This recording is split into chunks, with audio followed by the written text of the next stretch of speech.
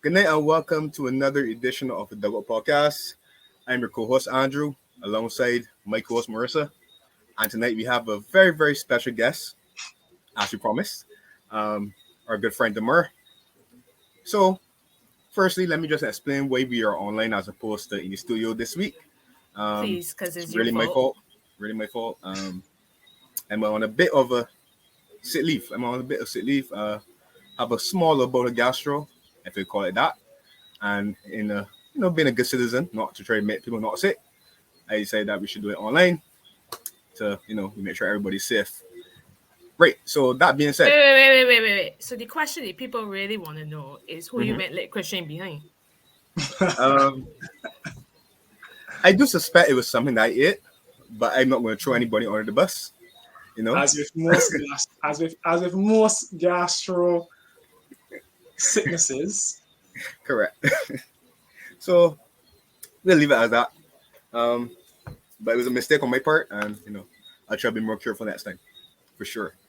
But that being said, let's turn over to Damar. And Damar, I'm going to give you a couple minutes to just introduce yourself, say a bit about you in terms of your football knowledge and expertise, which I'm sure that you have a lot. So, floor is yours, buddy. Okay, yes, this will give me a disclaimer to say what I would say, all I would say tonight. But I would have played at youth level. I captained the under-20s, the under-17s. I went on to University of West Indies. My career after those two, stints in national team kind of took the academic route, whereas a couple of the guys would have gone on to play for the senior national team and what's not, where my career took a different route. But I ended up playing for UE through Division 3, Division 2, Division 1 into Premier League. So I would have played all three divisions of football in Barbados. I also did some coaching. I actually had the chance to work with some coaches from Arsenal in a level 1 youth coaching course certificate, which I managed to complete. So I guess that would give me my football knowledge. And just being an avid player and understanding the game, I played midfield. So again, that's a position that required a bit of tactical and technical understanding. So I do a lot of scrimmaging over the year. Did past times, but yeah, I guess in a nutshell, that is. I don't play anymore. Seriously. So I just scrimmage for now. So I guess that's it for my short football history. So, go ahead, Marissa. That's a curiosity. What football club do you support? Out of curiosity, I support Barcelona. Okay. I tell you from when? From 2003. Okay. So I didn't hop on the wagon when we started winning. I was in the white flag days when we was holding athletes. So, okay, no problem. Yeah. As a Barcelona fan, you're welcome on the show. If you had said something else, well, you're a Barcelona fan? No, I'm not a Barcelona fan. I'm not a Barcelona fan. I support Chelsea. She worse than you. She's what Chelsea. Did Abramovich buy you as well, or no?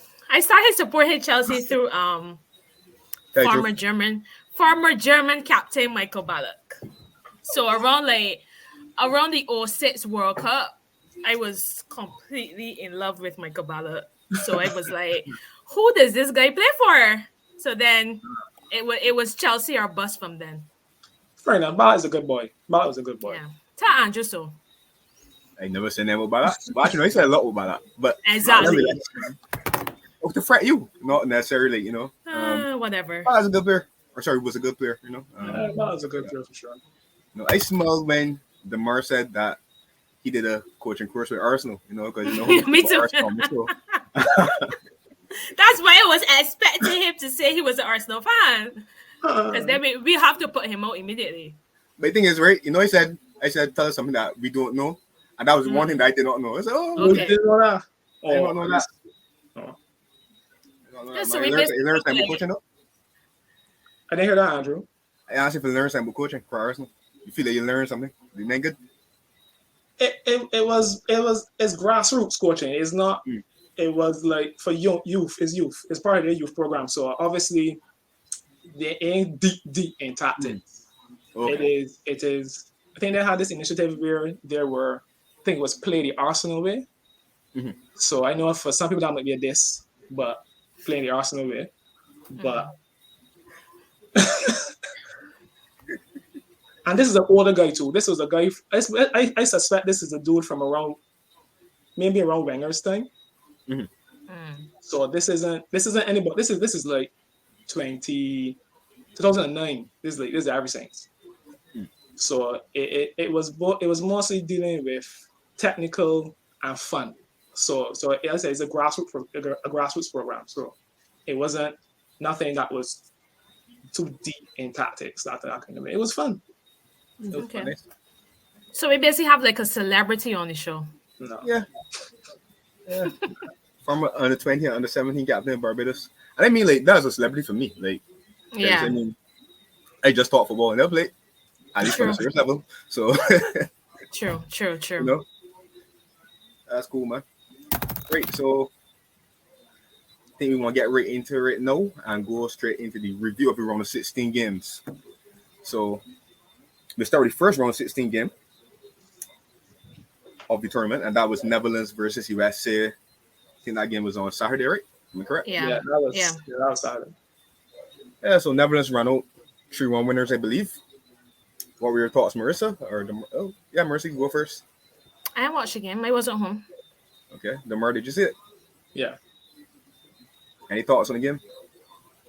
I was a closet USA fan, right? Closet. Seriously, America really has come a long way. If you're honestly speaking. Yeah, they have.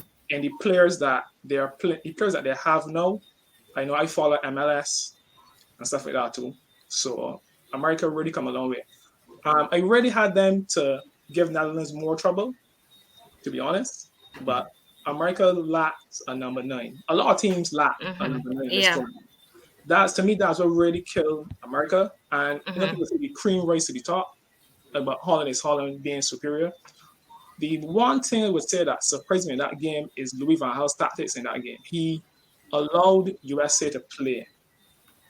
He didn't go in. Holland didn't dictate that game. Holland almost sat back and let US make mistakes and then counter and kill them, basically. So I think that for me is the standout thing about Holland right now is Louis van Gaal's tactics. You could argue. You could argue they did something similar against Senegal as well, where, they controlled the game to an extent, but they were essentially reliant on Mendy doing nonsense in that game. But it's interesting you say so because, especially about USA not having a number 9, because I heard, or rather I saw on Twitter that Pulisic had a pretty good chance when it was 0-0. Yeah. And that's and I feel like I've talked to Andrew about this all the time when it comes to Pulisic. I think Pulisic is a good player, but he misses too many good opportunities, and it is frustrating as a Chelsea fan to watch. And I'm sure it probably haunted him. Yeah, hear you. We said Damar? No. I was saying, I forget he's been for Chelsea. So you would. Yeah.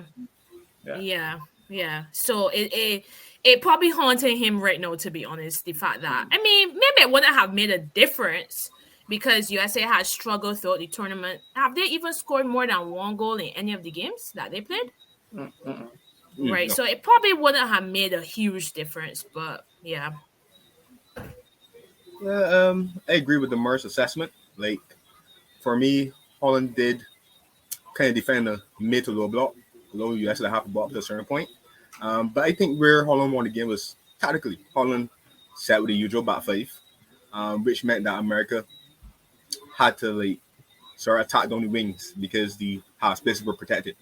And the problem with America is that America's midfield lack patience to me. So they were playing balls that weren't necessarily on. I mean, Holland pinched the ball. It was a case of get the ball to the play, and the play strong enough, skillful enough to hold it up or lay off of somebody, and then it's basically a 2v2 with him and Gapo against the center backs. And that was happening all the time.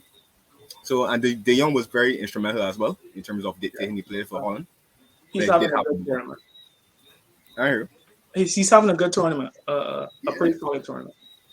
Yeah, man. Putting himself in shop window for January. Well, I can say he got arrested because, Barca Penny. So he got arrested. But, yeah, so, I mean, I think the difference is, like, for America to have won that game, because I also felt as though America had an outside chance. I think I said that last week. Mm-hmm. Yeah, you did. America had to score the first goal because there's no way that if Holland scores first, then Holland can basically do what they did, sit back and just pick you off. So the fact that they didn't get the first goal was for me like the killer. I felt as though, to touch on what Marissa said about Pulisic, that's what separates him from being elite, because you see that all the time, like, even in the FA Cup final against Arsenal a couple years ago. He missed a lot of chances. Against Liverpool last season in finals, he missed a lot of chances. So he needs to improve that part of his game. I thought when Giorena came on, he made a difference. But the last goal that they considered was really, really disappointing.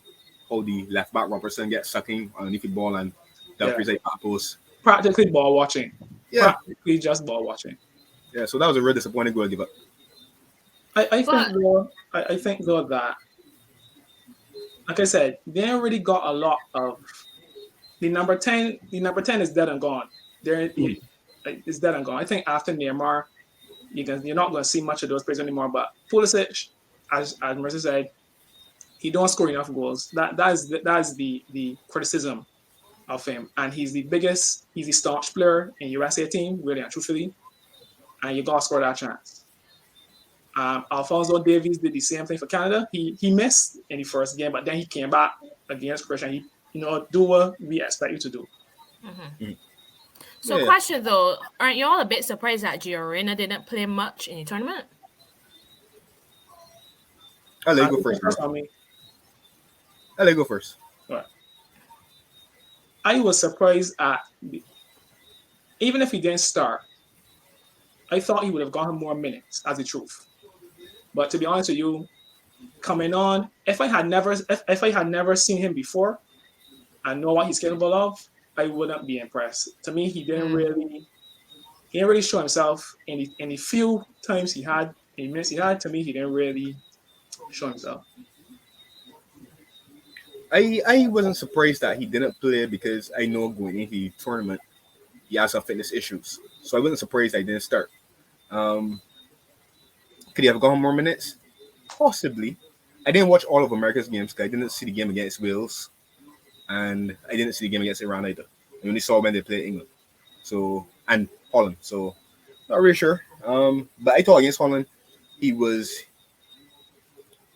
doing the right things in terms of he was actually a lot higher for number 8. He was a lot higher and he was able to combine with the way player a lot more. As opposed to being so deep as Musa and the other guy was in the first half. I thought that was the problem. You need to get those guys a bit higher at the field into support of I think Strickler's Bear. Yeah, so not I can't remember the name now, but no, not Bear. Bear play wide right. So who's playing through the middle? Sargent. I can find it. Not Sargent. I think his name is Sargent. Let me check. I swear you were through the middle. I know. I think I should know quick.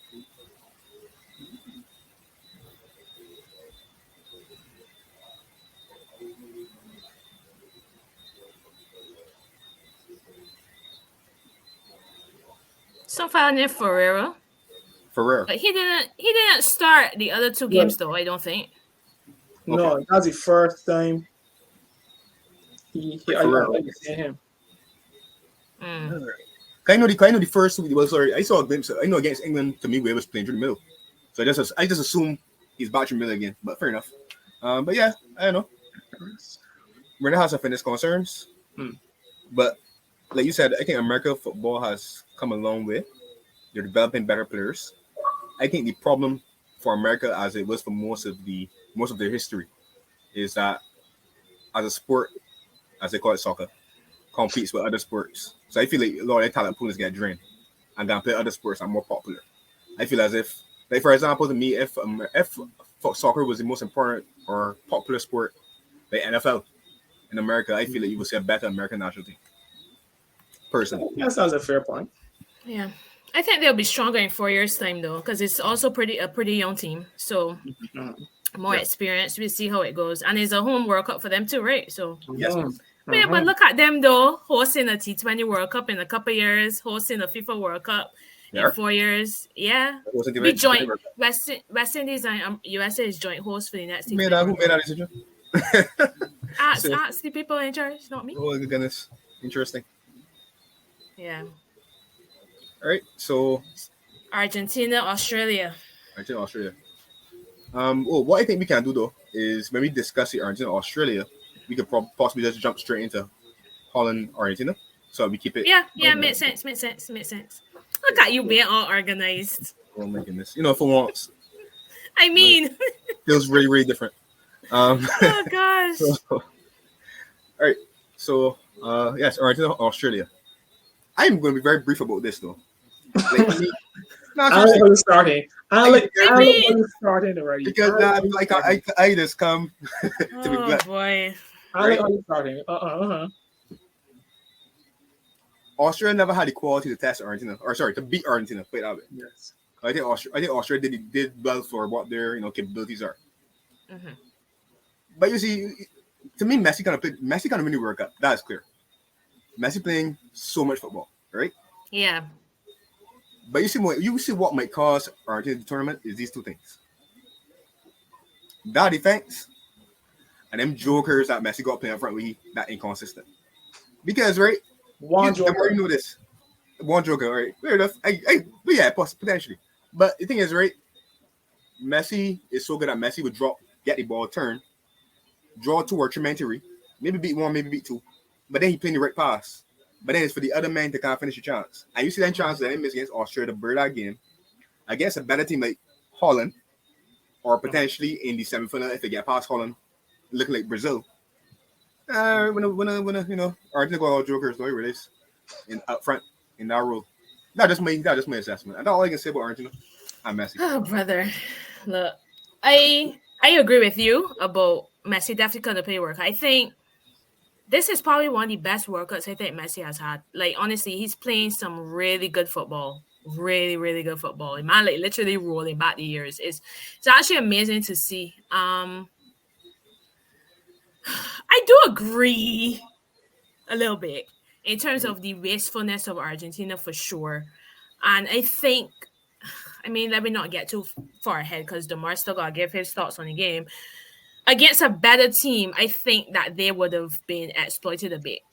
Australia tried the best. They still have to be commended. I thought they had a really great World Cup just getting out the group stage. Mm-hmm. But they were never really, really going to beat Australia. Not Australia, Argentina. So they did what they could. I think 2-1. 2-1 is a bit... You would expect a more dominant victory in terms of goals from Argentina, and you didn't get that. But as we talk about with the Netherlands Argentina quarterfinal, I think that they really do have to start taking their chances. If not, the game won't. It's that simple. Yeah. Let me see. Messi create another thing. Let me hear this Messi fanboy because I could tell he's a Messi fanboy. Yeah. My favorite player at Barcelona during Messi's time was Xavi. So first of all, I respect Lionel Messi. That's only because you play midfield, so you had a greater appreciation. Maybe. But my pick to win the World Cup actually is Argentina for a number of reasons. Yes, even though I support France, my number one pick is Argentina. One, because of their track record coming into the tournament. And Andrew mentioned the wastefulness of people like Lautaro Martinez and them boys. Jokers, don't go. Listen, don't go. Be the joker. I've been politically correct Lukaku rub off, he's a joker. on the Whoa. podcast. Yeah, I don't really. I honestly, I never really rated Lautaro Martinez that highly. I don't know how he got the stripes he get, to be honest, but he seemed to score goals or whatever the case is, and but I think against Australia that Messi has been doing what you said, Andrew, for the last how much ever years, coming into the midfield, getting the ball, doing the job. But if you go back, Higuain failing, Aguero failing, Causey tournaments. I mean, that's the usual story. However, the back line is the back line. You know, people like Otamendi and then kind of people again who ain't the best. But what I like about Argentina is that they get the job done. Marissa, you said 2-1 versus Australia. If you look at that scoreline, you would tell yourself you would expect Argentina to really hammer these people, right? And they could have, because Lautaro again when he come on he missed a sitter. But what I like about Argentina is that they quietly getting the job done, even when they're not playing well or even when they look pretty. They're getting the job done. So I think they're slow burning. I think the Argentina the Australian game I think was the best game they played so far that I've seen. I thought Messi is Messi, the boss. He can do what Messi can do. And I think what might cost them, well, we can talk about Netherlands and them now, but I think what might cost them, as Andrew said, people scoring the goals that they are given. And again, back to tactics. Scaloni is a relatively young guy compared to Louis van Gaal in coaching. So the tactics, again, I think that's going to be a important part, or to me the most important part of that game. But I still have Argentina to go through. On the loan, Fat, the number 10. He could pull a rabbit over the hat in the whatever time, and having one of them men on your team, you will never really get counted out. But if you go back, that Netherlands-Holland game has always been a close game. They drew. They went Holland winning penalties. Sorry, Argentina winning penalties, and I think it was 2014. Yeah, 2014. Yeah. And in 2006, the game drew 0-0, but both teams had already qualified, so it basically was for nothing. But you had Nigeria semi-final too. Yeah. Quarterfinal, yeah. But I think it's going to be a close game. It's going to be a very close game. And when games are like that, that's when you want a number 10 to put you through. But I would say that's right. So like for me, the game is going to come down to whether or not Messi's. I'll put it. I feel like the game will come down to whether or not Messi's influence overcomes Netherlands' good defense. Or Netherlands look solid at the back, and there's a question of whether or not Netherlands would take the chances against Argentina back line, which I believe that Holland will get chances, right? And I believe that Gakpo, Depay, Klaassen, I believe that those are guys that can convert if they get good chances, right? I think Virgil will be important in marshalling the Holland back line, and I think he can restrict the amount of chances that Argentina might create. So, like, honestly, right? If you put me on the spot, prediction. Don't worry about the Liverpool connection. Don't worry about that. If you ask me for a prediction, boy, you boy make afraid of you. Sorry, I have one other comment I want to make. The other thing I think that Argentina has on Holland is aggression. You see, Paul Fernandez. As bad as Otamendi is, he's very aggressive. He's very aggressive. Sometimes it's work for you, sometimes it's work against you. Holland players aren't. Frankie De Jong is not a guy who gonna hammer people. But again, Paul and those people are very aggressive players. So I think the physicality of the game also might get to Netherlands as well. Might. If they ain't careful, because Netherlands don't got Nigel De Jong no more. They don't got Mark Van Bommel no more. Guys who could attack the beating and who could dish out. Who could drop kick people? Well, honestly, right? I feel like that might unsettle Holland for the first 25-30 minutes. But I feel after, well, technical ability is always rise it up. So I feel like that I ain't enough again with that. Julian, you thought we dropped that top. Julian Alvarez has, I think Scaloni realized that Lautaro got to sit down, and Julian Alvarez has been doing a much better job. And Di Maria, again, another timeless player. Hate him all level. Timeless player. Yeah, the Maria's quality. Yeah, we get all that. I still ain't convinced. Be honest. All right. Let me. It's a very close game to call. To be honest, it's a close game. I'm not trying to troll Argentina, right? I just saying, if Messi come and do Messi things, right, and then jokers, because Messi might always, he might not still got the step to create chances for himself all the time. He might need to provide for others. No, at his age, if Messi come and do Messi things, and jokers are front no take chances, expect a stingy tail. That's all they say. All right. So, what's your prediction?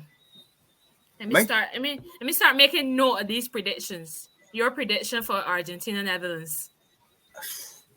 I game for 2-1 after extra time. Okay, let me just be specific. Yeah, we already know that's where he was going. 1-0. Like I said, 1-0 Argentina. All right.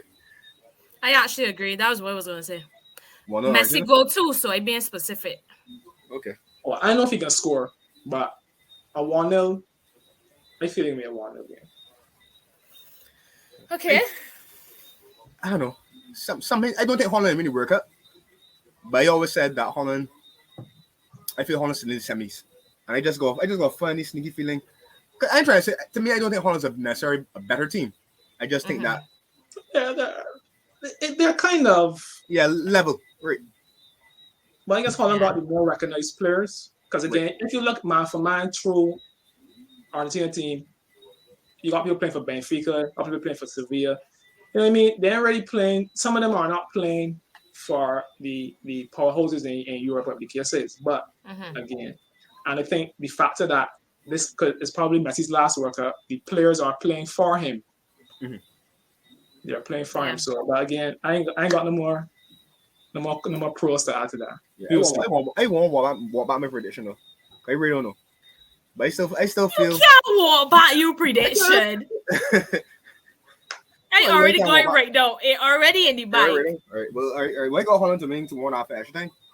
Okay. Argentina, that's still okay because then I think the consensus is that we will get a Brazil Argentina semifinal, which works for me. You know. We will get there. I know that. We will get there. All right. Okay. Fair enough. All right. So the next round of 16 game was France and Poland. France take over. France take go. I didn't want to show you all this here.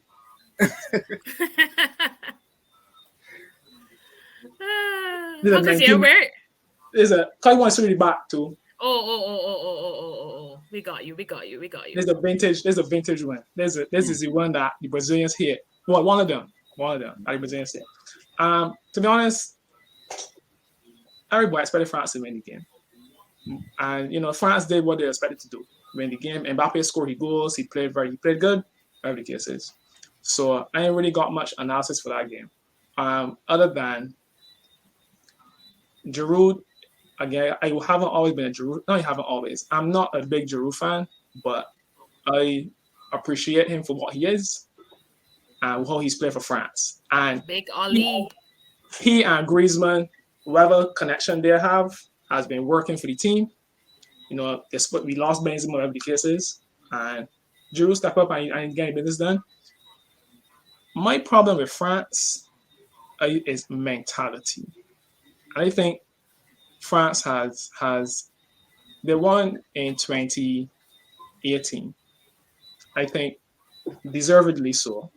They won the tournament. Not saying as a France fan, but I think they deserve to win. This time around, though, and it throughout the French teams throughout the years, this mentality. I don't know which French team gonna turn up. That's the truth. I don't know which team gonna turn up.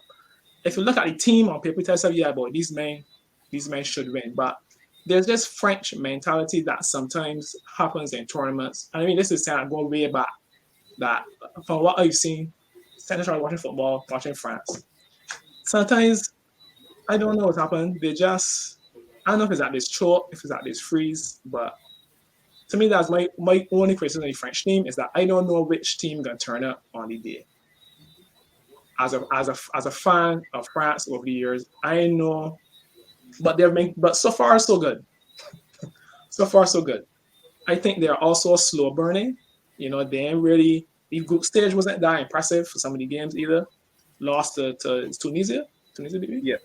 Lost to Tunisia. But the game against Poland, I didn't expect Poland to bother us. Poland is Lewandowski and 10 other people. Sorry. Lewandowski, Zelensky, Chesney, and the other 8. And Poland really ain't creating nothing, just hoping that Robert could get something and that it will score a goal. That's the truth. But I didn't really expect it to bother France, and they didn't. So, at the end of the day, you got beaten with front you, and we did that. I was sure. Well said. Well said. I disagree slightly though. I think that aside from the Tunisia game where when they change the whole team, I thought France were pretty impressive in the group stage. Beat Australia, beat Denmark. I thought they played really good football, and I am enjoying watching France. I get what you're saying about the mentality, but I still, my money's still on the France-Brazil final. I still think that France can get the business too. I don't know whether they're going to win it again. But like you said about Poland, I was actually really disappointed that Poland got through, to be honest. I mean, they got 2 late goals against Saudi Arabia, which essentially put them through. But honestly, I just felt like Poland was just, like you said, just playing and hoping Lewandowski get a little something. But they weren't really creating anything. They didn't even look like they wanted to create anything. So the result was pretty much expected. Get a little penalty there at the end, a little consolation for Robert Lewandowski. But yeah, as expected, France won. So setting up that lovely not semi-final, got me talking nonsense. I can give my comments on that again after. Let me hear about here. No problem. Can't wait to hear y'all duke it out. France versus England, round 1. Man, there got a couple of things that man said I want to address. Like, we started saying that France deserved to win the last World Cup. And I see your face. I saw your face. I smell. Because France was the best in my last World Cup. But we all know their last World Cup was a lot droppy.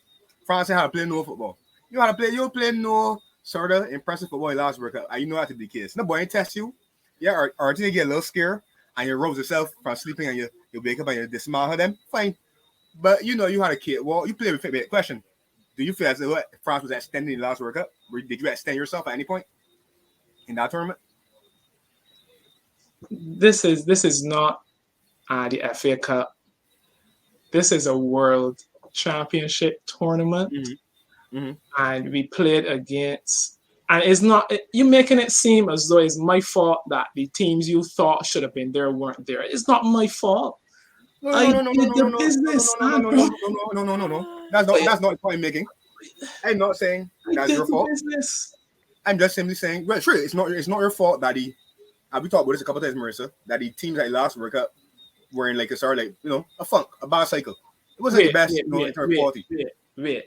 Said Mr. Euro finalists. No, what's your name?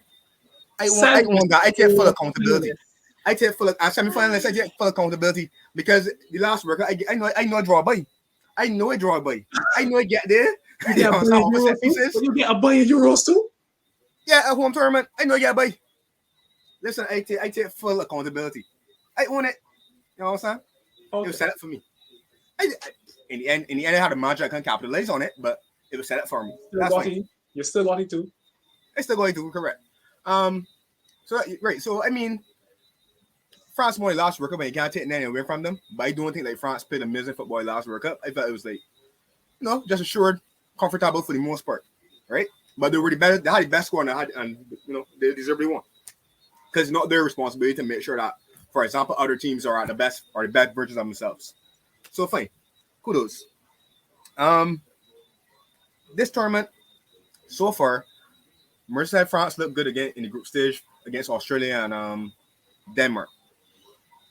My assessment of France is that they're not playing badly, but like for me, they're beatable. France play a lot of left side football. The key to being France, right? I don't know if it could get done. If it get done, but we'll see. What England do on Saturday. The key is that you have to sort of try to deny Mbappe the ball, right? That's obvious.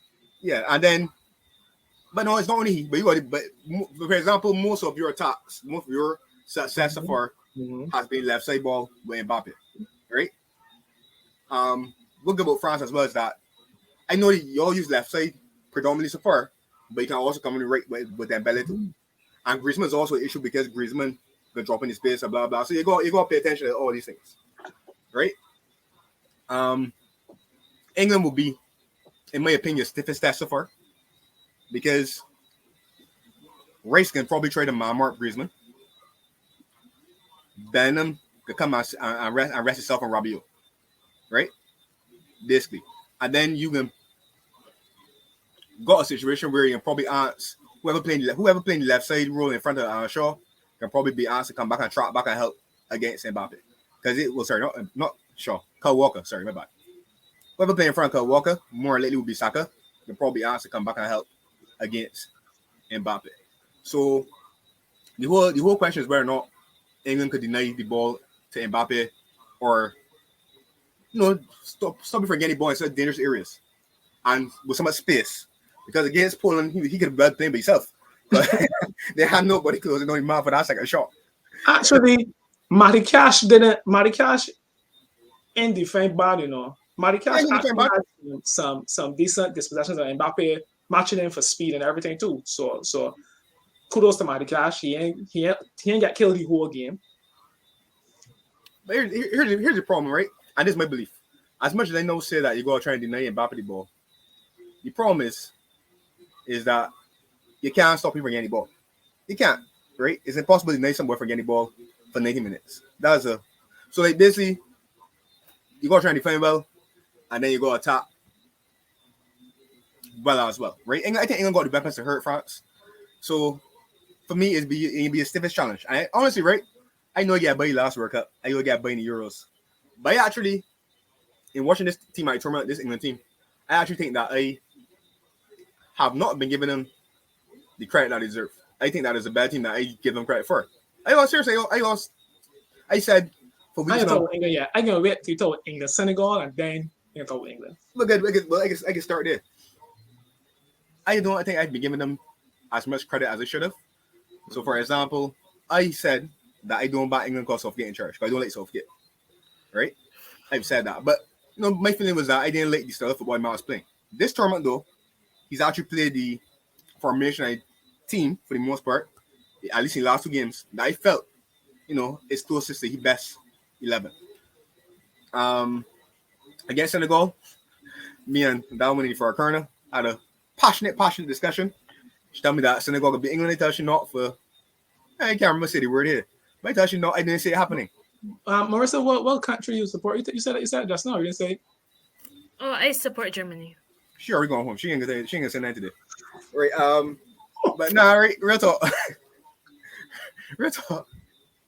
No, but honestly, right? So Andrew, wait. Let me interject a minute. Remember, I told you that the key was if once England scored first, that was going to be it for Senegal. I told you that.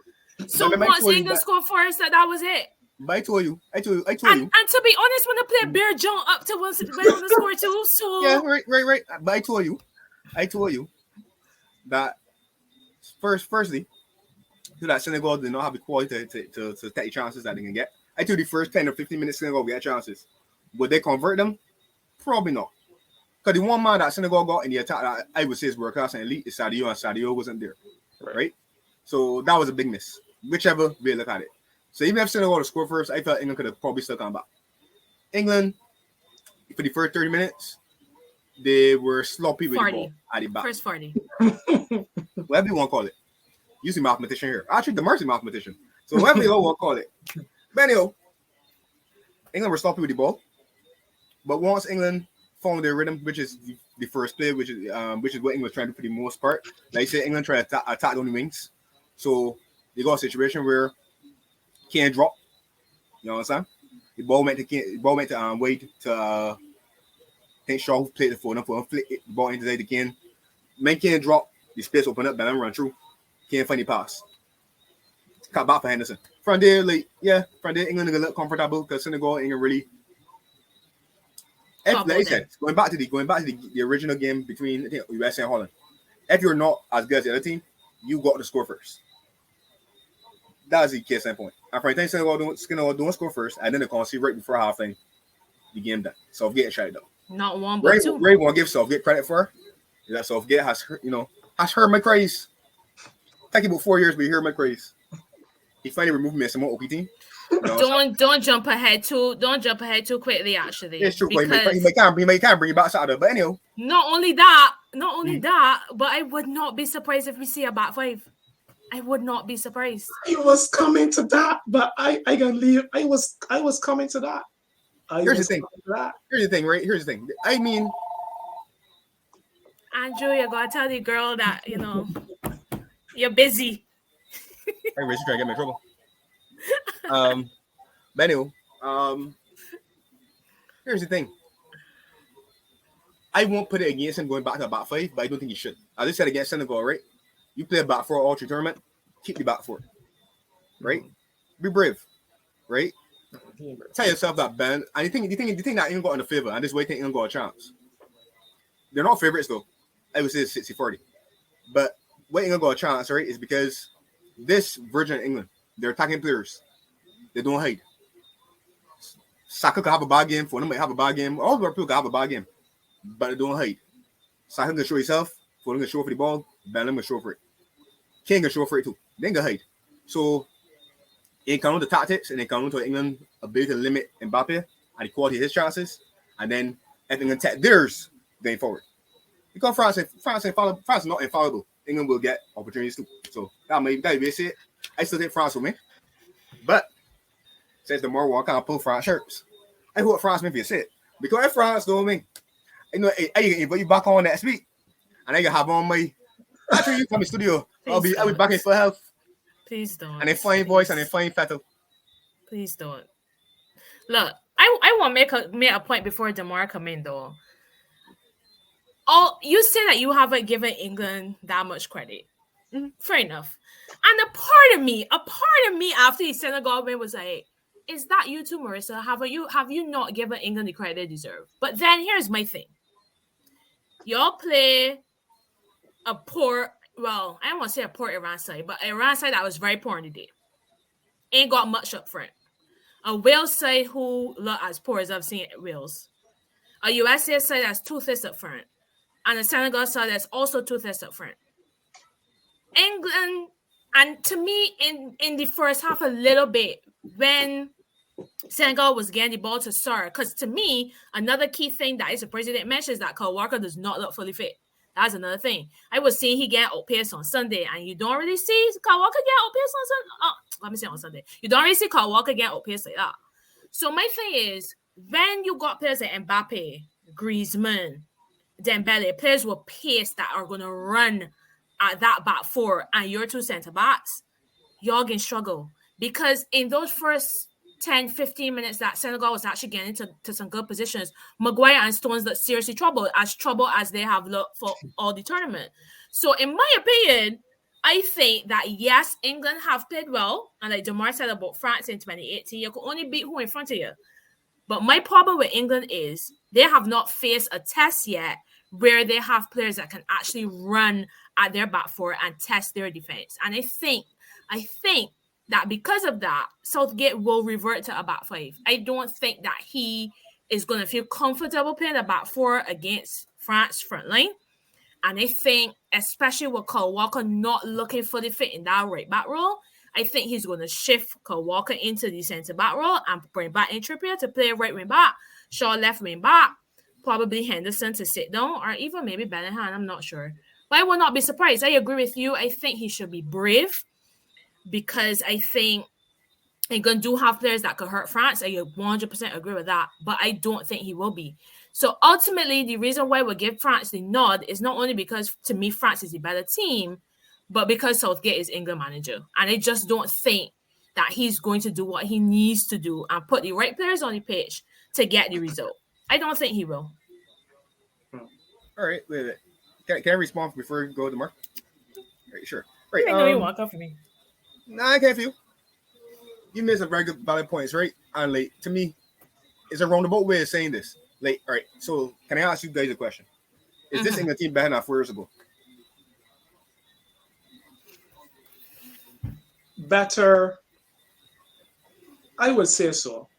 It's a better team than 4 years ago. I think it's a better team than 4 years ago. Even though it's the same people, yeah, but they're a better team. I would say so, yeah. To me, it's a better team than 4 years ago in terms of the progression and then the introduction of some new players, right? It's a better team than 4 years ago. The problem that England got is that so far, whenever Southgate has had the acid test, or this England team has had on the Southgate has had the acid test. So Croatia semi-final, Italy final, I know they got France this weekend, right?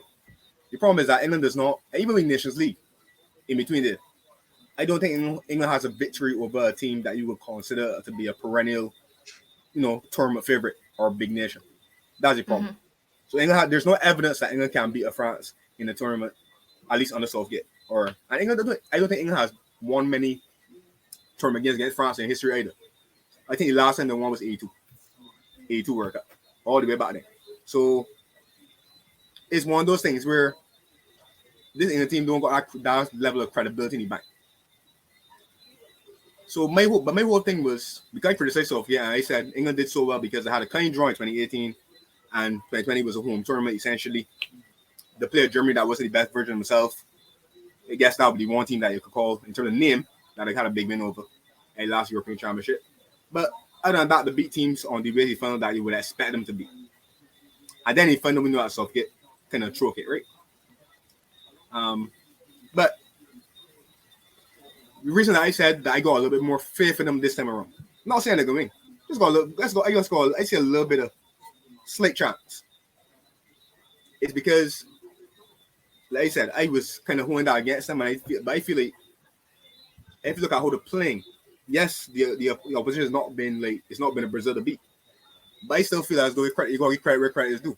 To beat the African champions is not to beat the Randy Mill, not to beat Barbados, to beat Senegal.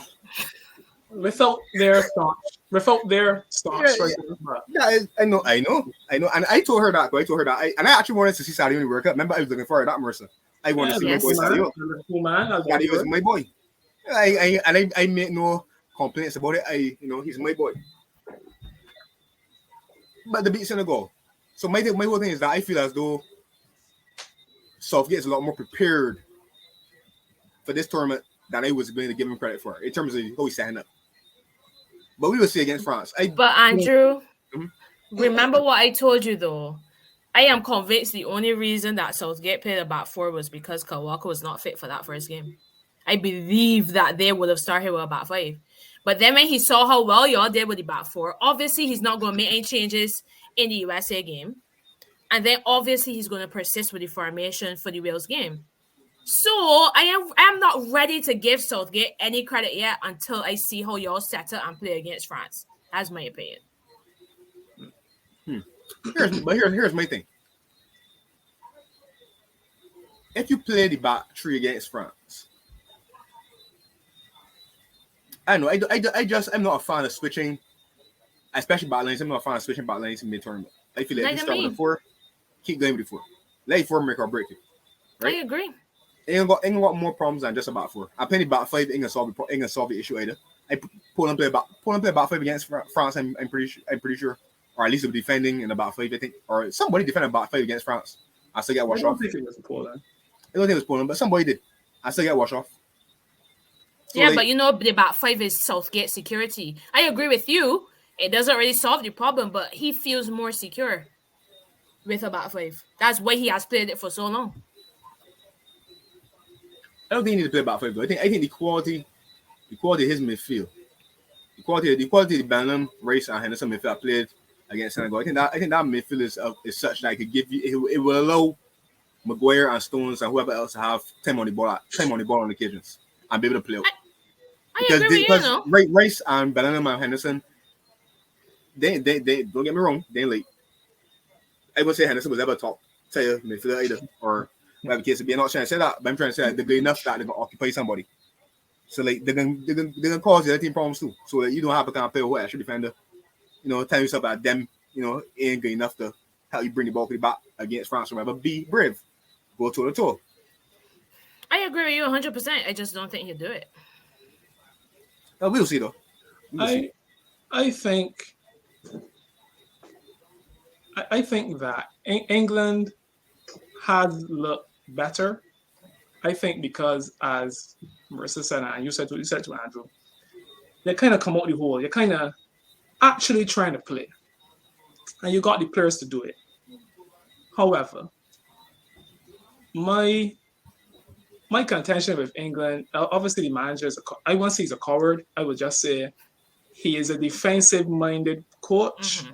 He's very pragmatic. He would rather he come out to draw. And yes, the back four has allowed your players to obviously you could play an extra attacking player now because you don't have all the protection for the defenders and whatever the case is. I actually was going to say I expect him to revert back to back five against France. If he doesn't, I would shake his hand. Well done. But I believe he will. Coming up with the France versus England game, I didn't mention this guy before, but Chomeni has been. Now I hear people talk about this man. I know I watch a lot of Real Madrid games. But everybody talk about this man and he and Camavinga and what's not. But to come into a Real Madrid setup and almost immediately starting and playing well, I was very interested to see him at the World Cup. And he has been consistent. He has been solid. Somebody said to me, it might be a blessing in disguise that Pogba is not playing. Right? And I give Paul Pogba a lot of licks. Andrew will tell you, I give Pogba a lot of licks. I give little licks. So when I shake hands, it's a blessing. But I won't go as far as say it's a blessing because he plays a lot different for France than he does for his clubs. United. 100%. Yeah, look at it, sir. You can do it. Okay. Obviously, we miss Kante. Again, I ain't a big Rabiot fan either, to be honest. But again, get jacket. He too has been playing good. I can't kill him. I really didn't expect this level of performance from him, but he's doing the job. Now, I told Andrew this early in the week. Regarding England, now, I'm talking about England. Go. Stones and Maguire don't really cut the mustard for me as two center backs. First and foremost, Marissa said you ain't really playing nobody yet. You ain't playing nobody yet in a couple of years that really gonna put these men to the sword as the truth. You ain't really playing nobody yet. However, they are not the worst, but again, to me, I won't want them protecting me. That's the truth. Kyle Walker, I got a lot of respect for Kyle Walker. I read Kyle Walker. And I think that he's probably. I think Trippier is. I don't want to say the best defender that England has right back, because that right back spot gonna be crucial, obviously, right? But I think Trippier is solid. Trippier ain't pretty like Trent and them, but I respect. And another reason I respect Trippier too is because he played outside England and he get play. He went outside England and he started in Atletico Madrid. He get play. I rate them things, right? He ain't stopping England. He get picked up. And much English players don't go outside. And Foden, you talk Mason Mount. I ain't got problems with Mason Mount. Mason Mount are alright to me. But He's okay. He's okay. Andrew cannot stand Mason Mount. He's okay. He's not terrible. He's not, and he's above average player. He's a good player for the future. He's a good player. But I think England is dangerous when Phil Foden is playing and Rashford. I know Andrew, we thought Rashford already. I don't know why everybody likes Saka. That's the truth. I don't know. Again, because he's a nice guy. He's a nice and he's cute. Saka, he's nice and he's cute. I've seen. And that's it. I watched Arsenal play a few games. Not a few. I watched Arsenal play. I watched England play. I don't know if it's that he's followed orders better than Rashford. I don't know if it's a case where Southgate, what he's doing what Southgate want them for the setup that Southgate want. I don't know. I suspect he might be saying that. But Foden, for me, Foden is England's most creative player. Jude Bellingham has had a good tournament too. I give props. Declan Rice, again, okay people. Not gonna put anywhere. They're not world class people. He's not a world class CDM, but he can put a shift. But I think Foden got to play. Foden has to play. He will. Jack Grealish has been a lot of people like Jack Grealish too. A lot of English people like Jack Grealish. But for the last when Grealish went City? 2 years ago? Last Beginning of last season, yeah. Every time I get the chance to watch the City game, and it's the same thing now for England. He getting the ball, he's trying. I ain't gonna say he ain't trying, but it ain't working. It just ain't. I don't know what it is, but Grealish just ain't getting the results that people would expect from it. Grealish gotta sit down. If you start Grealish and Sterling, I see Sterling had to fly back for some burglary or saying so. Yeah. If you start Grealish and Sterling, I think I will be happy. That's me personally, based on what he's so far from you. He can start Foden and Saka. If you start Foden, yeah, probably Foden and Saka. If you start Foden, I'll be worried because again, I rate Phil Foden. Harry Kane is doing this thing that he's doing for Spurs too. And I had a friend of mine explain it to me, and I don't understand it. But this thing where Harry Kane has got a good center circle football, and then play the ball to people, then run in the box. Me personally, Harry Kane shouldn't be doing that work. But again, I don't know what he's doing for England. He's doing for Spurs. I don't know what is the reason for why he plays that way. But this thing about maybe I don't know if it's because he's wearing number 10 and he's using number 10, but where he's going to go back and pick up the ball and stuff. I feel that that's taken away from his game. I feel if he would stay there about when he box more, he would probably score more goals. But again, I am the authority on this stuff. But my call for the game obviously is France. I'm going to win that game, obviously, because by how many? I'm going to be modest. I would say 2-0. I'm going to be modest. But I think England do not have the courage that it takes to stand up and be counted. That's the England's biggest problem. I don't feel them got the courage. World Cups is about heart and stones, not Josh Stones either. You know the stones I mean. I don't think that England got the stones. But my positive about them is that they look a lot better. But I suspect to see 5 people trying to protect Pickford when the game play. And that's going to take away from how good you have been playing thus far. Yeah. Andrew, what's your prediction? What's your prediction for the side that you don't support but love to support? Fair enough. Before I give my prediction, you won't be right. Southgate. I mean, I'd be critical of Southgate in the past. So if Southgate did it, it wouldn't necessarily surprise me. But if I was Southgate, I would stick with the formation that I've been playing with in tournament. would probably bring back two pivots. So instead of Rice came back towards, for the ball and spin the center box, I would ask Henderson as well to come back and Bellingham my first forward center midfielder. Because obviously you got to respect France is an attacking threat, so you can probably ask Henderson to be a bit more disciplined if he plays. Right? In terms of my prediction though, for how the game will go, I think it'll be tight. So I'll get 3-2 for France. I think it'll be tight. I don't think it'll be 2-0. 3-2. Wow. I don't see England scoring 2 goals. That's the truth. Neither do I. We will see. You're going to see it. When it happen, you'll see it, but you're going to see it before. England scoring 2 goals. So.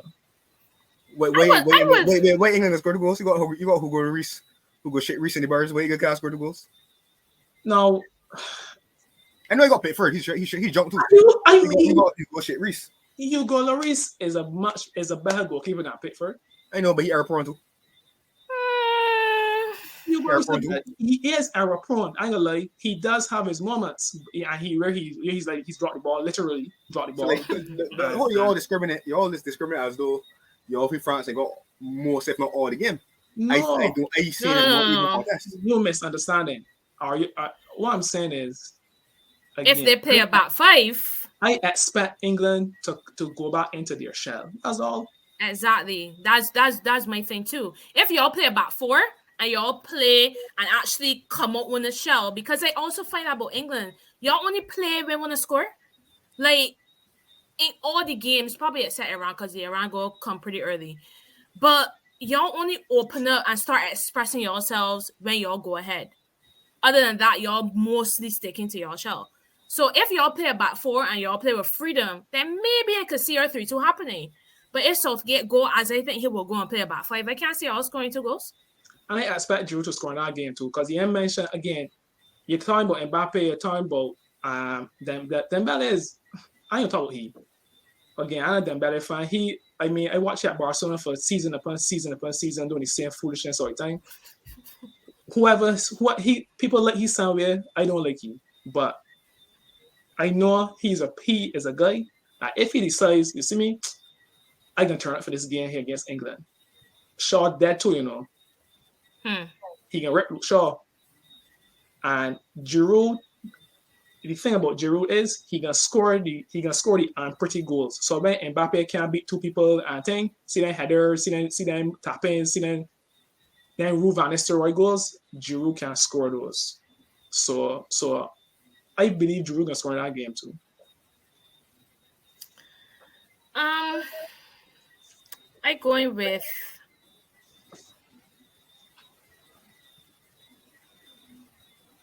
going 2-1 France. I was gonna say 3, but I think that's a bit much. I'm gonna say 3. I'll stick to 2. I think 2 is good. I think France can score first. And I think that's going to force England to come out. And I think England will probably equalize. But I think France will go on to win. That's my prediction. I ain't saying a walkover here. I ain't saying that. Yeah, it won't be a walkover for sure. I expect the men to be gritty. I expect them to fight, but this is what I would say about the game. I feel as though I don't know if he can win it. I don't know if the players get enough to win it. But I feel as though Southgate and England come to win. I don't feel that they come out gain the shell or try to play for penalties or try to see. I feel England come to win. I think Southgate believe that this is the last tournament too. So I feel so from what I see for the tournament, and like you all keep on saying, well, Marissa especially keeps on saying about this playing the shell and stuff like that and don't really express itself. This way got factor in. Senegal and USA were aggressive physical teams. Them men was pressing for the first 30 minutes. You can't press for a whole half. So many goals scored out in one moment where the press failed. And then from there they got open up. So England get more chances. So I don't think it's a case where England necessarily just come and tell themselves we want to play cage at the start. Obviously don't want to concede, don't want to go behind, especially in the whole game. But I feel this where I feel like Southgate don't get enough credit, or at least he hasn't been getting it from me. And I get it tonight. Clearly he coming with a plan. And he's been coming to win. So I feel that I ain't going to continue. So I don't feel he can try to win. I don't think he got quality to win. I don't want sorry, not a crossfield. I don't want to touch on that either. The quality aspect. But I don't think I think France got better players. So I think for England to win the game, England got to get a bit of luck. A bit of luck is Mbappe and Griezmann, them missing a lot of chances. You know, are doing bare folly. And the England players having an excellent game from number 1 to 11, having an excellent game, which is not lately. So I don't think England will ultimately win, but I think England can pose a threat. And that's all I ask for. Like, the last couple of tournaments, England haven't been. I mean, they get something in the final, but I haven't really considered them to be like a legit threat. I actually think this tournament got a chance of being a legit threat, and I'll be happy to see that on Saturday and be like, all right, cool. You can left with hey because you had a good tournament, you give it a go, which is a lot better than what most England teams could say. Fair enough. Too. So yeah, that's where we left it. All right, but yeah, so I got 3-2. You got 2-0, and Marissa said 2-1 to France. Everybody put it in France, man. All right, you know, may God favor me, and everybody be wrong. All right. Oh, God favor you. I thought you don't support England. Well, hello. Don't worry about who I support, man. You just change them all every week. Anyways. Right. Anyways. Moving on. Japan, Croatia.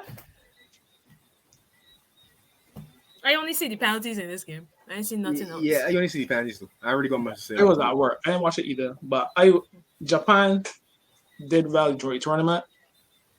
They did. Barring them 3 awful penalties to that though. But yeah. Yeah. Japan really, really did well. Maeda, I think that's the name of the striker. Minamino, Kubo, and the guy who came off the bench, Asano. Japan reminded me of Leicester in a way. I guess we put it in the English context, in that, you know, they didn't have world beaters in every department, but the fitness and the speed and that they were playing at really pushed the envelope, and they got Croatia down to. I mean, penalties could go either way. You can flip a card and see who can win. So I think they should have their heads high, even though, you know, and if they have beaten Croatia, I would be another upset. Yeah, I would have. But I think that they did well. Croatia again is one of them teams that ain't pretty, but they're gonna grind it out if they got to grind it out. Obviously, their strong point would be the midfield 3: Brozovic, Kovacic, and Modric. That would be. Then they got Perisic playing wide, and Kramaric, I think that's the other guy's name. So Croatia got. They're pretty balanced. They don't really know. I think they're a pretty balanced team, but the midfield 3 is who really get them over the line. And even though the man sub Modric and Kovacic, this is again stones, because Modric got to play to the whistle done. Modric got to play to man is 37 years old.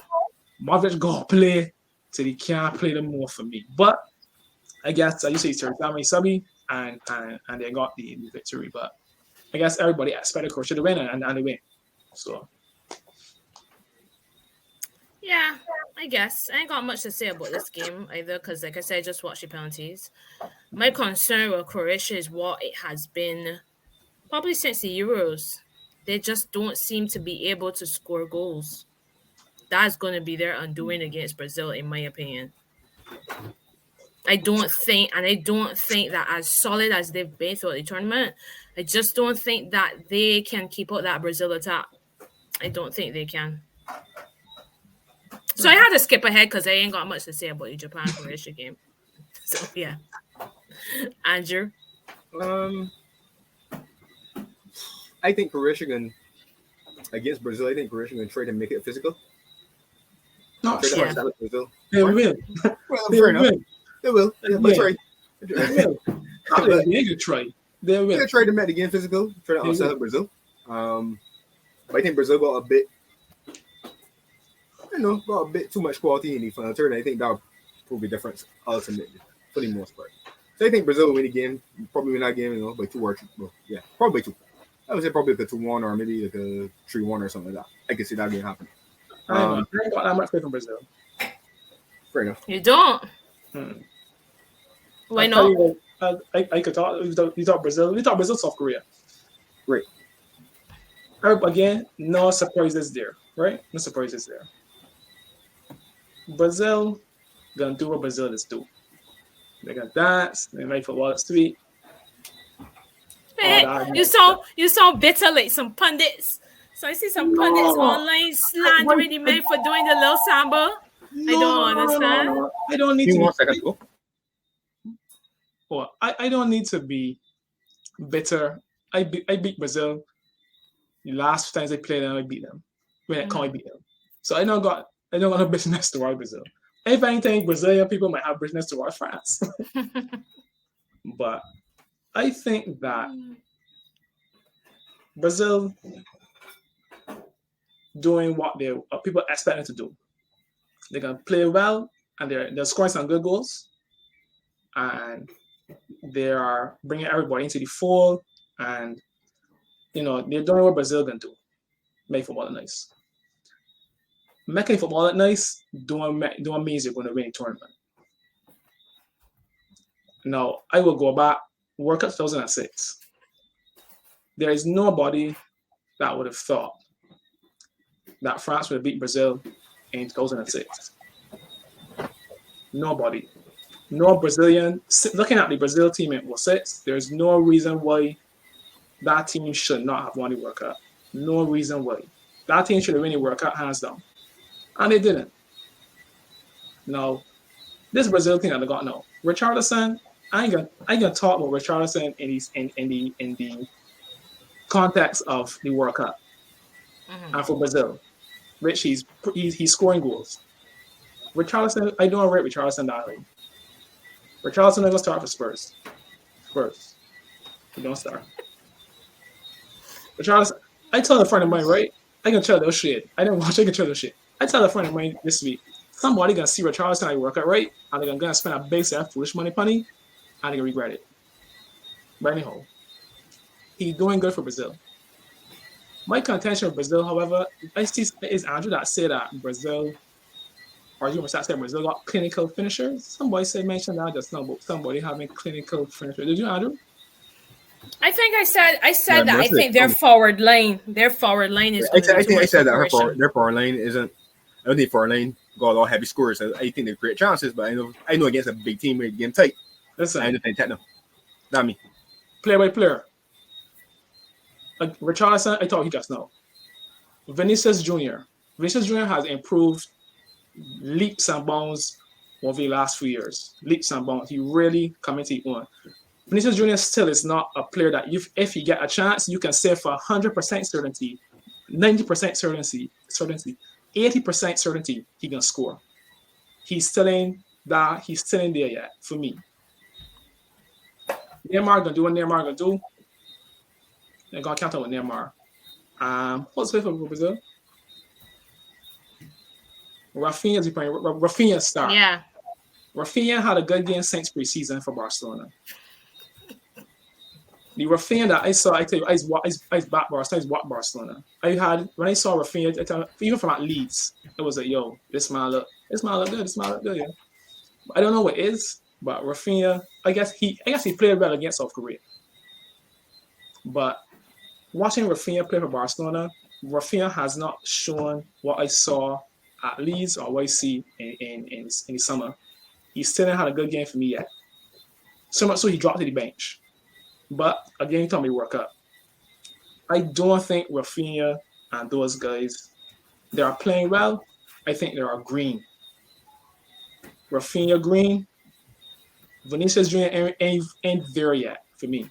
Casemiro is Casemiro. Gotta give you props. Lucas Paqueta, okay player. Then you got Anthony, again, green. Rodrigo, youngster, good player, but youngster. Here's my thing about Brazil, though, and again, this might be an unpopular opinion. Brazil got Thiago Silva and Marquinhos playing center back, right? Players who have been known to bottle it. for PSG and for national team. When my biggest contention with Brazil is that when he go and get stuff, I feel a lot of them gonna capitulate. And all the when they can't play the samba ball, when the game get tough, and I suspect the game might get tough against Croatia, that they are liable to crap. They got an excellent goalie who can keep them in the game. But my Thiago Silva and Marquinhos on the big stage, when it really comes down to business, no. Not taking them from them. They are excellent players, but I found watching them over their careers, when they get down to those type of games, they do not, and not only them, Neymar is doing it too sometimes too.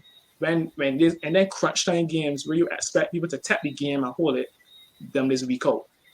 That is what watching for you waiting to see. I don't talk Brazil. Interesting. You talking already? So go ahead. Sorry. I mean, I understand everything. I think Damar made some really great points, but I just think that this Brazil side is different. I think that they are better than previous. Exactly, and I think that there's a solidity there on the pitch. But more than that, what I'm saying from Brazil is that there's a togetherness and a mentality that is different. I mean, this is a side that get drubbed 7-1 in 2014. I would argue that they look to but up until that 7, did they look together in our tournament too? Yeah, but I just think that this Brazil side is different. For me, I just think that this can be a 3-0 to Brazil. I really do think so. I don't think Croatia has enough to score. And I think Brazil can do it. I think Brazil can do it. I think Brazil win the game. I think Brazil win 3-1 or maybe 2-0. But I think it's because Brazil got better players than Croatia. Right. I think the younger team as well, probably more athletic. I think they're going to probably overrun Croatia eventually as the game wears on. My whole thing, and why I don't really bring up the 7-1. The 7-1 thing is more like a psyche for the nation in a sense, but not really this team, because when you look at it, it's true. A lot of the guys that was in that squad in this squad, no. It's right? True. Apart from maybe Thiago Silva and Neymar 9, and both of them did not play. Now, when I look back at the 2014 team, I don't know anything. I don't know about y'all, but myself, and this not like, I felt as though the squad was not a good squad. But people have a tendency to believe that once you put on a yellow shirt, you can play football. Yeah. It don't work so. 2014 Brazil had Bernard, Oscar, Fred, David Luiz. If you really looking back on that team, right? If you really look at it, that 7 really do not be that far-fetched, Honestly, right? And not another thing, I don't think that Brazil would have beaten Germany either way, right? But when Marissa said the team had looked together before the 7-1. That Damar said so, not me. Oh, sorry, Damar said that. The thing is that Neymar got injured in the game before, and Thiago got a silly second yellow the game before, and both of them had a missing game. Thiago Silva was clearly the man that was holding defense together and marshalling it. I tell David Luiz to sit down, but David Luiz against you to love down, he bombing forward, joining the attack like a sheep. David Luiz crazy. And then Neymar was obviously the focal point, the fulcrum at the attack, right? Yeah. I mean, he ain't really have much to go going forward to worry Germany in that sense. So it was a matter, 7-1 was a game too far. Germany deservedly won, right? 7-1 is an embarrassment, right? And for me, winning the World Cup, if you want to talk about Brazil in terms of reputation, winning the World Cup will restore some reputation, but I don't feel as though that ghost will be completely eradicated until Brazil beat Germany again in the World Cup. I feel like that day, you put up and notice word, 10 years for no, 15 years for no, whenever it is. You see how it is? Can I offer it? Blame Spain for that. Spain and then joke herself. Blame Spain for that. Then purposely now your tournament only to go home in that room. And what? In fact, let me not even jump to that Spain game yet, because I got a board to pick with you, Andrew, about Spain. Carry on. But get back to Brazil. Before we get away from Brazil, I think this squad, Yeah. as Marissa said, they seem together. They seem to be a strong mentality. But it's hard to dance against South Korea. I feel against, and I remember I said before the tournament started, they said the thing about Brazil and Argentina is that they did not play a lot of European teams because of the COVID and because of the Nations League or whatever the case would be. When you butt the France and the Netherlands, for example, and those teams are that ill, right? I feel like that's where we can learn a lot about you. I don't think this Croatian team as good as previous tournaments. I don't put Croatia in that bracket. I think Croatia will be a respectable defeat. But I think, if they go up to Holland in the semifinal or Argentina, and then potentially France, Portugal, England in the bracket, so maybe them. In the final, I think, but I agree. I have my questions like Damar has. I feel as though we can learn. They got a game where Brazil will be tight. It'll be really nitty-gritty against a good quality team. And I feel that's where we can learn if this Brazil is a real deal or not. For me, I think the last thing I say is I thought with negatives, but I thought you say positives. I think one of the positives is that Neymar is not the focus anymore. Sorry, not the sole focus anymore. But again, Vinicius he looked good so far. And Richarlison scoring. He's scoring. He got a decent record coming into the tournament and qualifying and what's not. He's scoring goals. Again, not my favorite, but he can jacket. He's getting the job done. Neymar and these injuries, again, I was talking to a friend of mine about almost every major tournament he's get hurt. And he's got, I don't know if it's because there are other players that got skill too, just like Neymar, but I feel as though people seek him out. I feel as though sometimes players seek him out to tackle him. I don't know if it's for the show about it. I don't know, but sometimes you get a instance, a feeling like if a lot of players don't really respect him as a person. I'm going too deep into this thing, but I feel as though sometimes people seek out to give him it hard purposely. Also, obviously, to knock Brazil off in game two. So I don't know how, again, the physicality of Croatia, I don't know how he's going to fare because, again, it's not going to be a game where they can dance all over the place. At least I don't expect it will be. You made a good point when you said that Croatia is 4 years older. That too might come into play, but I don't think they're going to beat Croatia 3-0. I don't think so. So what's your prediction?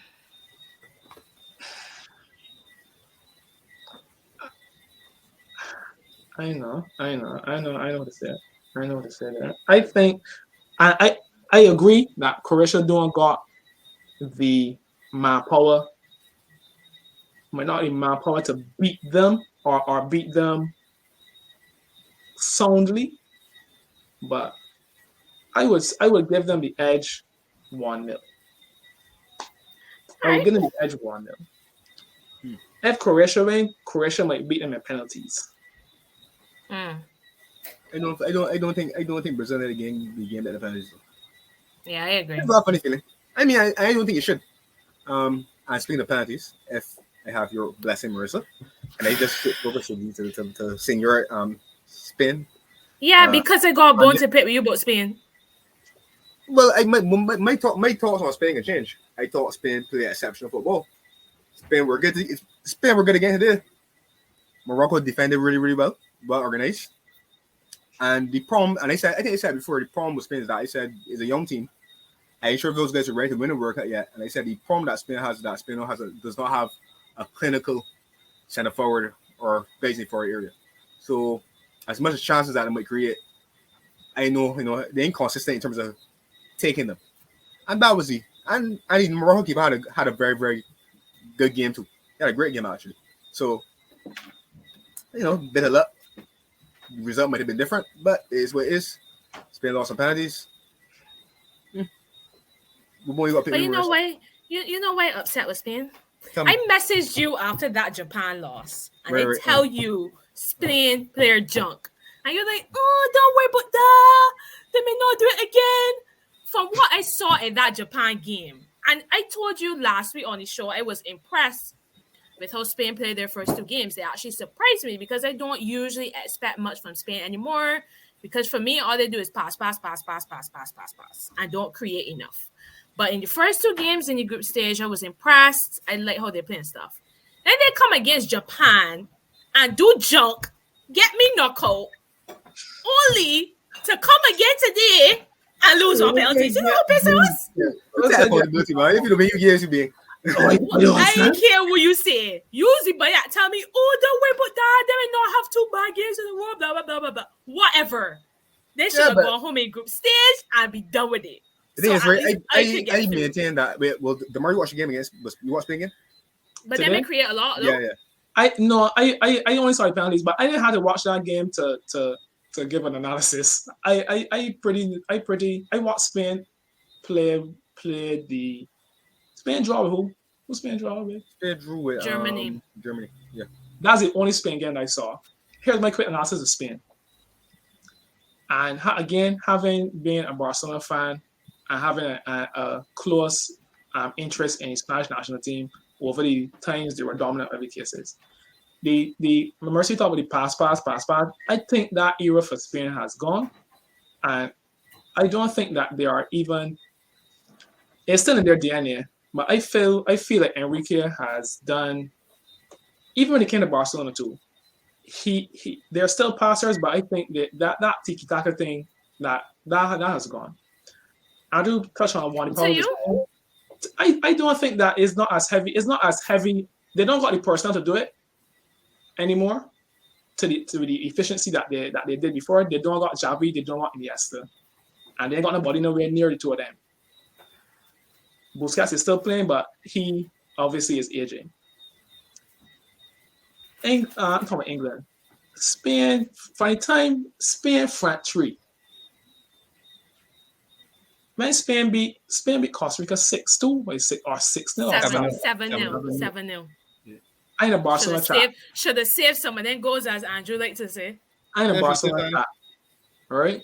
And when I see Ferran Torres score these goals, I was so shocked because, as far as I'm concerned, I don't think you could win a tournament with Dani Olmo, Ferran Torres, and Marco Asensio at top. Not each of them. And again, it's not to say that they are bad players, because individually they are not bad players. I said, I don't rate Ferran Torres, really. He's one of them players. Again, I don't see what everybody see. I don't get it. Asensio had a good rise, but Asensio plateau to me. Asensio has plateaued for the last few years. Again, I know he was injured. And Dani Olmo is kind of like the outlier. He can play a shift. But these men in David Villa, these men in Raul, these men in world beaters. And I think Spain overachieved to me against Costa Rica, 7 goals. I was so shocked. The way how Spain played the rest of the tournament is the Spain I expected to see. The struggling to score. Struggling to create too, though. I wasn't surprised. And I can talk about Pedri and Gavi. Again, 2 Barcelona players. Pedri is obviously exceptional. People are touting him as Iniesta number 2. Blah blah blah blah blah. As Andrew said, they're a young team. They are now learning. To me, he still has a fair bit to go before he could even be in the conversation with Iniesta. That's just me. I might be being harsh, but I find we live in an era where now people is getting papers after 2 games and after a season. People say, "Yeah, but this man is a thing." Yeah. I don't really get that thing so fast. I don't get straight to easy. And he's an exceptional prospect, but he is still a ways off from bringing the quality that Iniesta did in the team. Again, you ain't got David Villa. People talk Morata. I don't rate Morata that highly either. He will score, but I didn't expect big things from Spain. And the loss to Morocco from the penalties, I didn't expect to get past. Even if they had won this game, whoever is saying who they got there, who got there. Portugal. They were how to play Portugal at that one. I feel Portugal would have beat them too, regardless. So I didn't have high hopes for Spain. As the truth. Spain needs a striker. Spain needs somebody up top. Ansu Fati had injuries. I know can't hear him. He don't really play for Barcelona that regularly. So again, maybe in the next 4 years you'll see where they are at. But Spain is still rebuilding. They're still rebuilding. Well, in that game, as everybody said, Morocco won on penalties. They seem to be the only underdog left in the tournament now. Yeah, I think so. Can't really count Croatia as an underdog, really. So they have to play Portugal, who won just before we came on here. Completely smashed Switzerland. Y'all watch the game? I stopped watching him in minute 5. No, I didn't watch it. I had Wow. I didn't watch the game, but Portugal. I tell them where Portugal is my dark horse, and it seems strange to say Portugal is a dark horse, but I think Portugal might sneak their way in. Because Morocco again are playing. They ain't got no big names, but they are playing a football to me that are similar to Saudi Arabia, but they are not playing scared, and they are not playing reserved. They are coming out and playing and using what skills they have. Hakimi, Ziyech, and I guess those are the two big players from Morocco, and they might doing what they're supposed to do. They're pulling the weight that they're supposed to pull, and the others are joining in and playing as well. But Portugal, I think, have a pretty decent team. It hurts me to say that, but I think that Portugal, for me, I call them a dark horse because I really don't. I don't like Portugal, don't like Ronaldo, but I'm glad he got up on the bench. My gosh! I'm glad he was. Fernando Santos, I take my hat off because he said he didn't like how when he subbed Ronaldo in the last game, he said in the press conference he did not appreciate how he behaved. I know prima donna Ronaldo how he can behave, and the God saying God don't like ugly, and lo and behold, the man that replaced you scored a hat trick, and he scored 3 very good goals. 3 very, very good goals. I think Portugal are going to beat Morocco. I don't feel that game going to go to extra time because Portugal has more quality than Spain. João Felix, Ronaldo, Leo, Bernardo Silva, Bruno Fernandes. I think they can get the job done. I think Ronaldo. So. I call Ronaldo. Oh. I should really be calling Ramos. I should really call Ramos. I haven't called him yet. But hats off for Fernando Santos for showing Ronaldo he's not big at football. And I think Portugal will beat them. I agree. I enjoyed the game today. I thought they played really well, and I do think that they're starting to play. I think that they are slow. They have been slow burning, to be honest, and I do think that they're gonna have enough, well, more than enough to beat Morocco. So, but I know you say you think Portugal could maybe. You said you think they could sneak to the final. Yeah, you have to look at the bracket again. I do. They're gonna play France. If France get past England. Yeah, they go. And even if England get past France, I believe both England and France forward line can fancy that Portugal back line. So I can't really see Portugal getting to the final, but I do think they'll get to the semis by beating Morocco for sure.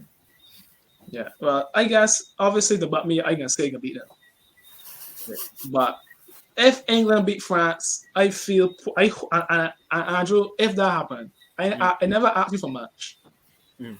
But if England do beat France and pull Portugal, please. That's the lesser. I know who's lesser two evils there. I don't want to live in a world. I don't want to live in a world that England really World Cup. Exactly. I don't want to live in a world that Ronaldo really World Cup neither.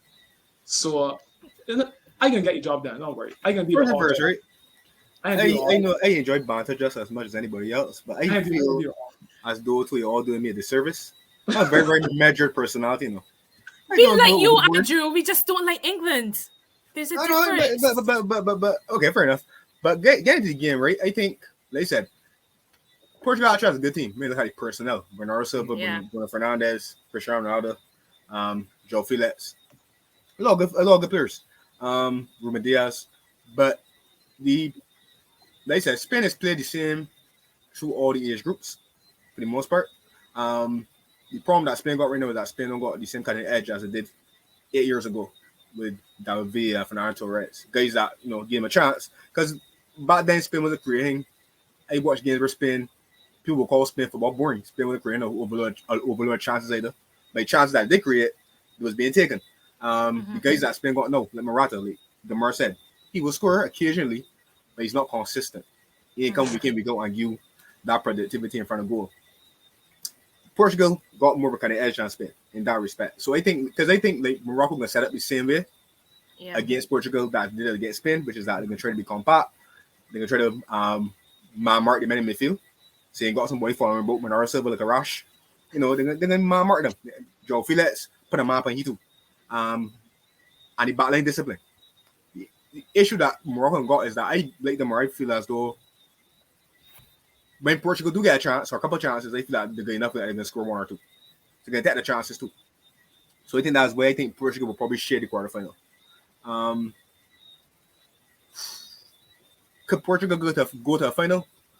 They could, because I don't know if they'll beat England or France, but I feel as though they got a chance too. So like for me, if that matchup was to take place, I would feel the same way about the France England about that game. Sorry, as I feel about the England France game, which is that I think.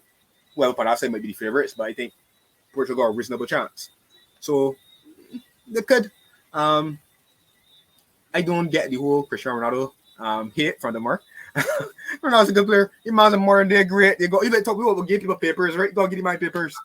Notice that my comments about Ronaldo were on character, not ability. The man's a professional. The man's a professional. Not is he really though? Yes. Yeah, but you ever heard Ronaldo not come on train? You ever hear Ronaldo say, "I am playing for no more." I see Ronaldo miss goals and teammates scoring and celebrate with him. Man, I see Harry Kane do the same his sometimes do. In the back of my corner of my eye. I'm probably concerned, isn't I like Ronaldo. I loved as a young player, right? Mm-hmm. I loved Ronaldo. Euro 2004. World Cup 2006. I love Ronaldo at Manchester United. I ain't gonna deny that. I love him at Manchester United. To me, he was sticking it to people. He was putting people to the sword, game in, game out. No fear. No matter who come, he can rip you. When he went to Real Madrid, obviously now my stats would change, obviously. Mm-hmm. And his game changed.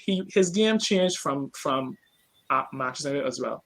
My problem with Ronaldo is character. I think he's a very selfish person.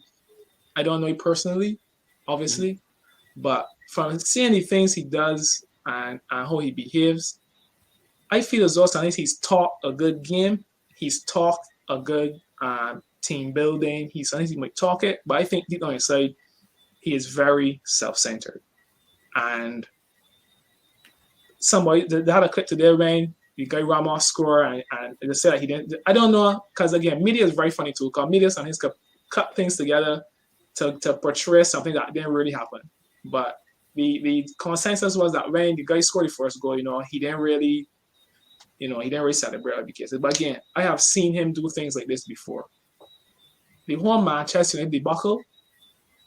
Again, he lost further strikes from me. Again, as a professional player, you can't do anything. Can't do it. Go on ball in your club. You can't do that. You mean the interview? Yeah, you can't do Yeah. anything. Oh, okay. You can't do anything. You shouldn't have done it. You shouldn't have done the interview. Can't do anything. But I can you tell me if you was like say if you was a star player in a team and you've known what it felt like to be a star player. If you was a star player in a team and the coach come at you and say, well, you don't probably play some more, you respect the decision, yes. You know what I'm saying? But you win the game comfortable and put a stroke in your time. He won't bring you on. Just a kill time. You know, in stoppage time. You gonna come on, you will be even if you come on, because maybe you might have a different personality. Even if you come on, you will not be happy about it. You will not be happy about it. Damar, I know you. Being, here's the difference now. Ronaldo's not a child. He's not a child. Sorry, maybe he might be on the inside, Right. but you have to respect the fact that I play under people. I make a scenario. I played I was center midfielder. Sometimes CDM, but I was more again. If I were to describe myself, I would say I would probably be like something like Jorginho, who plays CDM not for the physicality but for the technical aspect of the game, right? I came out in national team starting CDM, starting CM, went to went to UE, and I played off of UE, and guys put on the right. How that make me feel? How that make me feel? I know what it feels like to be player on the position. I know what it feels like. So don't come with that. I know what it feels like. I don't know what it feels like, however, though, to come on in 90th minute. I don't know what that feels like. But this man is supposed to be a professional. And even if you don't feel good about it, you can. And again, this he's doing most of the time. Whenever he like Senegal here, he's come off, kick a bottle. He is a prima donna. He is one of those type of players. He is one of those type of players. He always has been. Just like Neymar like that too. All I would say, right? All I would say. I don't respect. Sorry, I don't respect that. That's why I don't respect. I don't respect that. Yeah. All I would say, right? I think told Marissa. Yes, you gotta respect management decision, but part of management is about managing players and managing players' egos. And Ten Hag know full well he did not have to do that. You trying to tell me he had another young step on the pitch, Fred, somebody else that you could have sent on to kill and stoppage time. Why you would do that to Cristiano Ronaldo? Would you do that to Messi? Messi might still come on, but would you do that to Messi? Maybe he was trying to prove a point. Well, we're not proving a point too. I ain't coming on. You're not going to embarrass me like that. I know. I don't even know so though. We're not winning ball five times. Nah, you embarrass me like that. You embarrass me like that. A friend might tell me they believe that.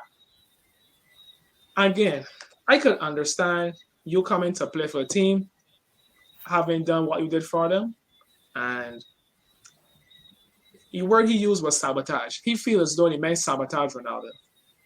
In that, he was expected to play in team more or feature more, and he didn't.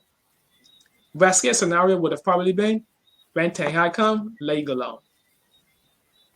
Maybe best case scenario, let him leave if you're not planning to use it. But this is a World Cup show, so I ain't gonna talk much about Manchester United. But again, I don't have nothing. I have nothing against Ronaldo, the player, but I don't like Sonny way how he's behaved. That's just me. Oh, fair enough. I'm just saying from a star player perspective, I could put myself in their shoes and feel as though you've been respectful. You win the game comfortably. A meaningless game at that point.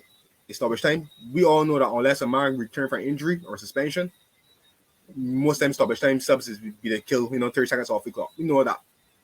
You didn't have to bring, especially when you lose in the city somebody to be in front, and you get to say publicly, you're bringing on because you respect you too much. But you're bringing on the kill time.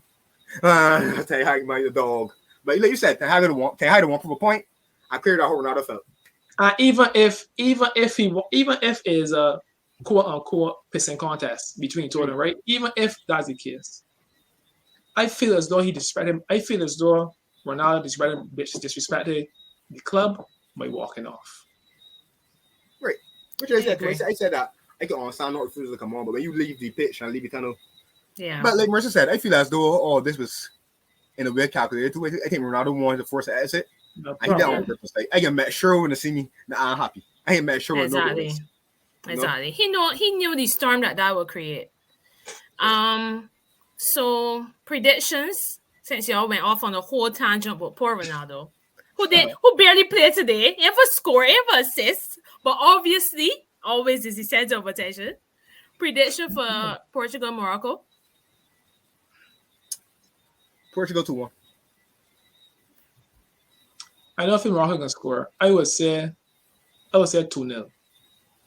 Same. Maybe even 3, but I would say 2. Okay. Yeah, I would say 2 as well. All right. So that's it for me. Andrew, anything to add? Damar, anything to add? Well, for me, I think the tournament has been great so far. I'm looking forward to the final 8. Looking forward to getting some predictions right. I don't think I get all of them right though, but I'm looking forward to getting a few right at least.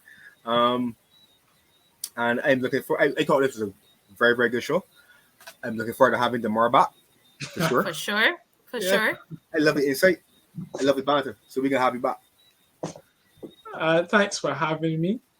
I know sometimes I might have the unpopular opinions, but I stand by my opinion. The workout has been pretty okay. It's pretty okay. I can't say that it has been a wowzer and that I was impressed with a lot, but it has some good showings. But to me, the tournament now starting, and this is now when you're going to see who is who can stand up and be counted, or who can just do what they usually do. But I think these next few games are going to be interesting. And anything you want me to buy, okay? Hey, everybody next week. No, I feel like next week things that happen, right? One things that happen. I go eat humble pie. Not really humble pie because I predict England will win. I just say I think England will have a chance. But either I can feel bad and you get the glut, or you can feel bad and you get the smell. I ain't glut pie. I get the smell. I feel like next week too for real though. But listen. I started the France conversation. Again, I speak truth. I never talk up this France team. I talked them out in 2018 when we win. But again, notice I started by saying this. My fear for this team is which team gonna show up.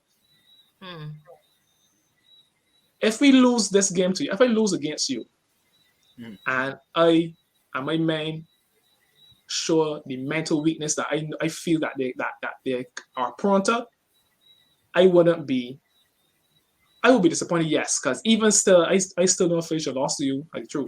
But I would feel worse if I play well and you still beat me. That's the truth. I would feel worse if I play well and I still lose again. But you will see. Yeah, you see. All right. So as Andrew said, I think there's been a fantastic show. As usual, you can like and share and subscribe to all that jazz and follow us on our Instagram or Twitters. And we see you next week to see who will be eating that humble pie. No, it's a pleasure being at any show. Fair enough. See you guys next week. Yeah.